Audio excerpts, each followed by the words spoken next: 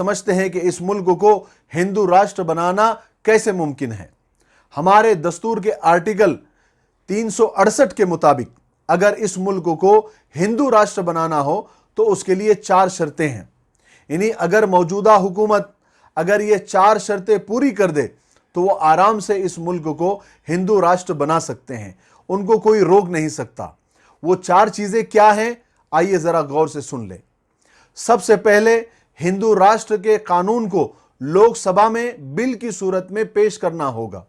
लोकसभा के 543 एमपीओ में से 2/3 यानी 362 एमपी अगर इस बिल को पास कर दे तो हिंदू राष्ट्र का बिल लोकसभा में आराम से पास हो जाएगा। और बीजेपी के पास और उसकी हिमायती जमातों के पास इस वक्त 334 एमपी मौजूद है, उनको मजीद सिर्फ 28 एमपी की जरूरत है। दूसरी शर्त यह है कि लोकसभा से हिंदू राष्ट्र के बिल को पास करने के बाद राज्यसभा में पेश करना होगा। दस्तूरी चीज है। राज्यसभा के 245 मेंबरों में 2/3 यानी 164 मेंबरों ने अगर इस बिल को पास कर दिया तो हिंदू राष्ट्र का बिल राज्यसभा से भी पास हो जाएगा। लेकिन इस वक्त बीजेपी के पास राज्यसभा में सिर्फ 84 ही मेंबर है, जिसकी वजह से राज्यसभा में हिंदू राष्ट्र बिल पास नहीं हो सकता। लेकिन याद रखें, 2022 में बीजेपी के पास 2/3 मेंबर राज्यसभा में हो जाएंगे, यह उनका टारगेट है। तीसरी शर्त यह है कि हिंदुस्तान के 29 असेंबलियों में से कम 15 असेंबलियों में इस बिल को पास करना पड़ेगा। और इस वक्त बीजेपी के पास 15 असेंबलियां यानी 15 स्टेट मौजूद है, इसलिए यह शर्त भी उनके लिए मुमकिन है। चौथी शर्त यह है कि तीनों जगह से यह बिल पास होने के बाद यानी लोकसभा से, राज्यसभा से और 15 असेंबलियों से अगर यह बिल पास हो गया तो फिर यह सदर के पास बिल जाएगा। और अगर सदर हिंद ने इस बिल पर दस्तखत कर दिए तो यह बिल पास हो जाएगा।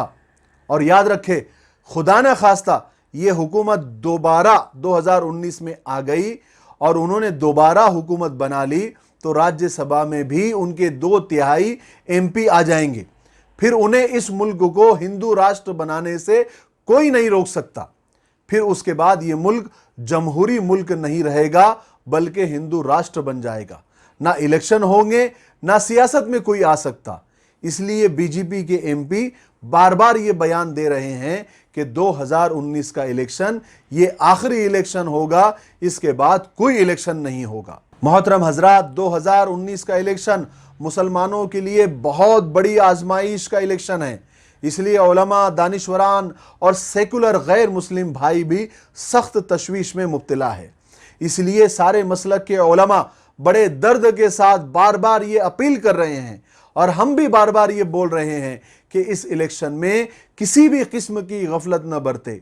हर मुसलमान को चाहिए कि मसलकी इख्तलाफात, जमाती इख्तलाफात, बिरादरियों की इख्तलाफात, इन सब से ऊपर उठकर खालिस अल्लाह के दीन की हिफाजत के लिए वोट डाले। हर एक अपने पड़ोसियों को, ख़ानदान वालों को इस तरफ मुतवज्जे करें कि कोई वोट डाले बगैर न रहें। मुसलमानों के लिए ज़रूरी है कि वो कम से कम इस इलेक्शन में 100% वोट डाले और अपने वोटों को तकसीम किए बगैर मुत्तहिद होकर वोट डाले।